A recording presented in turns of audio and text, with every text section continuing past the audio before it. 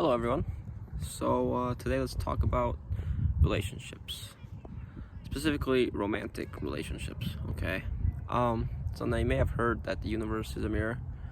Uh, Not many people understand this concept, but literally every person that you meet and you consider significant in your life um, will reflect where you are currently. Uh, it's in a spiritual sense, but in terms of traumas and triggers, really, and in terms of traumas and triggers and pain. So basically, what I'm trying to say is, if you are a match, let's say you've been observing your relationship patterns, and you are a match for a narcissist, that means there's something inside of you causing you to attract that narcissist. There is more than likely a victim mindset inside of you that basically always plays you out to, or basically subscribe to the belief that you're always being attacked, or you're always being used, or you're being taken advantage of, or no one ever really worships you. So you attract these types of people. Or maybe your belief isn't as conscious. Maybe your belief is actually unconscious, and it is based in a trauma you had as a child.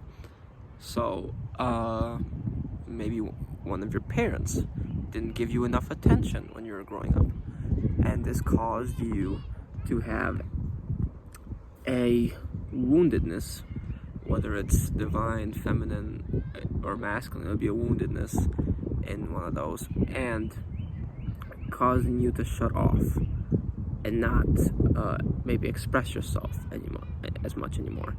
And that would be actually a wound in the divine masculine, because you think expressing yourself is actually weak, because you're showing emotion, you're opening up, you're letting the possibility come in of you potentially being hurt, right, by opening up. So that would be a wounded masculine trauma. And now that trauma is playing out in your relationships unconsciously, because you didn't acknowledge the fact that you were wounded as a child, and you haven't gone and, for one, forgiven your parents, or understood the problem, forgiven yourself, and moved past that trauma. And this takes time, of course. But, the world we live in is fast-paced, and we act on our desires, and one of our desires may be to get in a relationship, and then we wonder why these relationships don't work out. Now, say you're already in that relationship, right? You're in a sort of karmic relationship in which your traumas are being revealed to yourself. Now, most people tell you, yeah, the person's abusive to you, you need to get out, you just leave, and that may be true. That may actually be very true. There's no need for you to be in a relationship like that. But you must also understand that in order to prevent yourself from attracting a different face with the same problem and have the same recurring situation occur, or I think that was redundant, but anyways, have the same situation occur, you need to deal with those issues. Probably, maybe even with that person. Maybe it starts with forgiving that person. So you can't just, go around leaving every relationship the moment you get into a problem. And now you have to recognize where the problem stems from. Is it from you? Is it from the other person? Usually, a person that, has been unconscious or is still going through a healing process won't really be able to use the excuse that, oh, this is your stuff, you need to deal with it. This is not me. Only really a person that has healed and gone and experienced much will understand whose stuff it really is, right?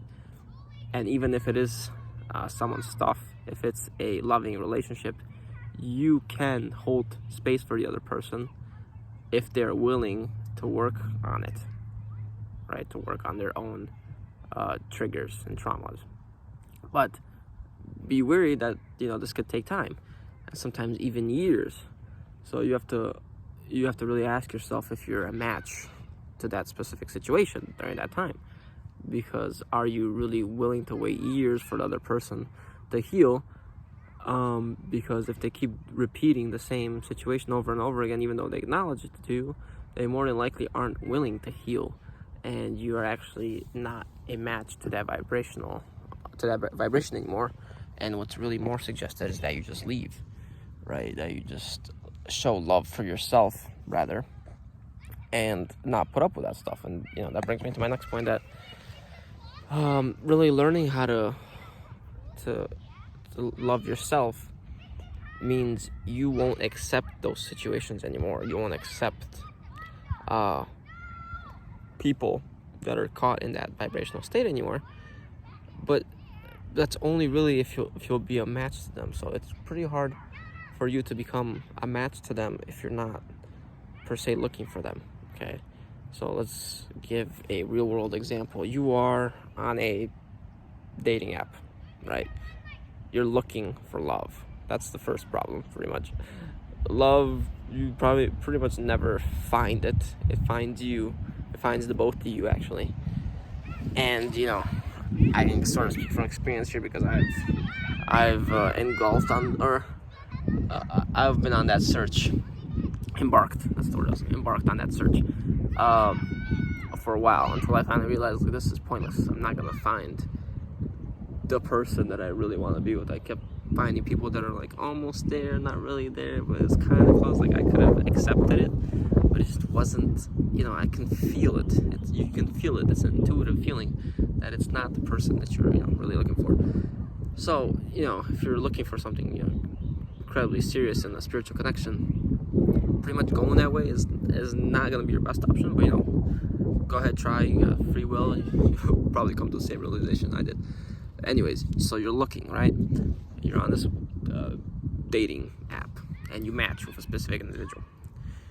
Now, on the first date, if you're, intuitive, if you're really tapped in, and you're experienced spiritually, or even in life in general, you can see patterns playing out in front of you. Just from the first 5-minute conversation, he or she is wounded in this regard. He or she is traumatized here. I can already see where this is gonna go. How do I break it to you? And that's why I kind of stopped doing that, because I could already see all these timelines evolving in front of me. And I'm like, why do I do this to myself? Because now I just gotta. It was like a good first date, but like I can tell where this is going, and it's gonna be really bad down the line.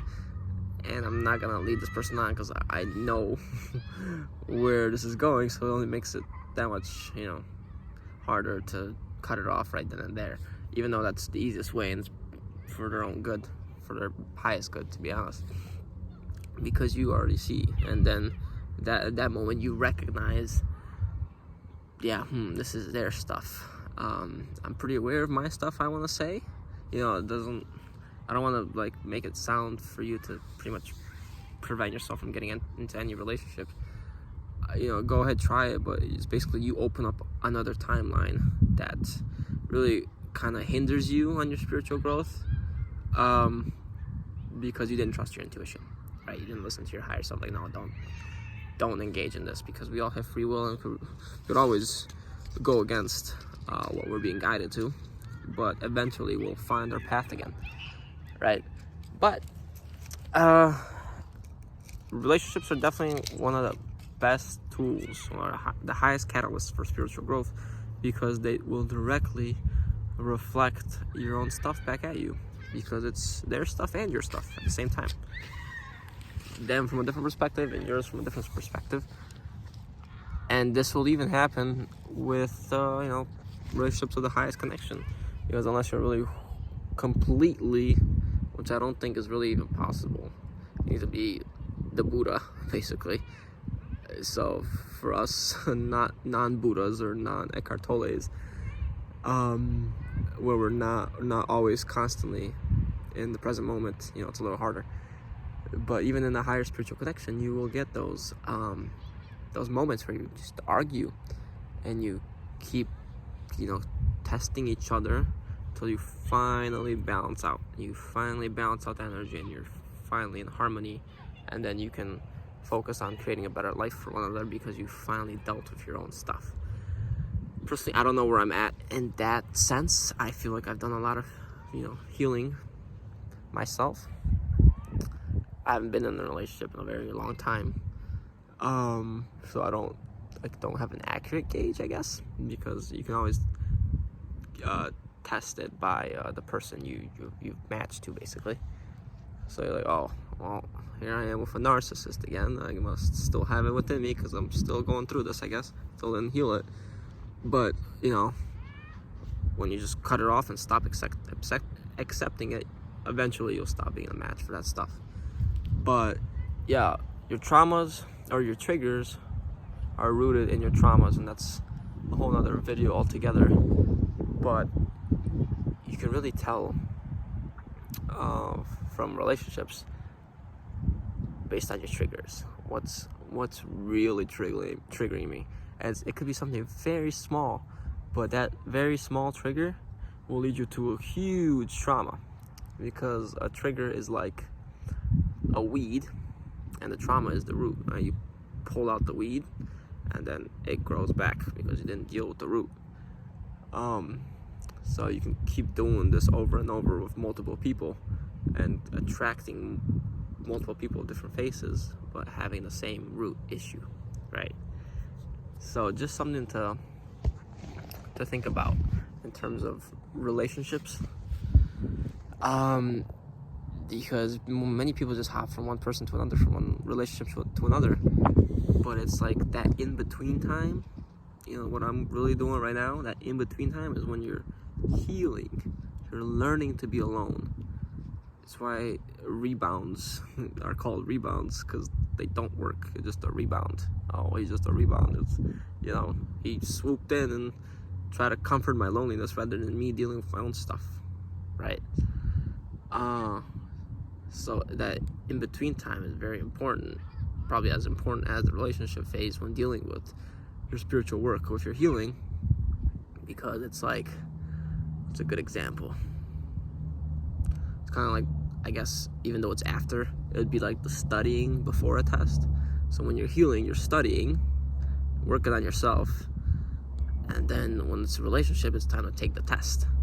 And if you didn't study well enough, you're going to go through the same unconscious behavior that you have been going through, right? And you're not going to pass the test. And you're going to keep repeating the test, the grade, actually, until you pass the test, right? And when you pass the test, you move on to a really good school, aka a really much better relationship. I don't know where I'm going with this analogy. Anyways, alone time is as necessary as the relationship. So, relationships are a good gauge for spiritual work, your triggers, your traumas, but then you need to heal afterwards, right? So you really need to fully integrate that into yourself, and it's pretty difficult to do when you're with another person. Okay, so that's why sometimes even taking time off from a relationship can actually bring you closer together in a current relationship, because not only are you forcing yourself to deal with it, you're also forcing the other person to deal with it, unless, they move on to another person and they don't accept that time off. But yeah, hope you guys got some insights from this video. Didn't really have like a specific topic, I guess, besides relationships, the category. But, I hope I could provide something for you guys. Anyways, take care and good luck in your relationships.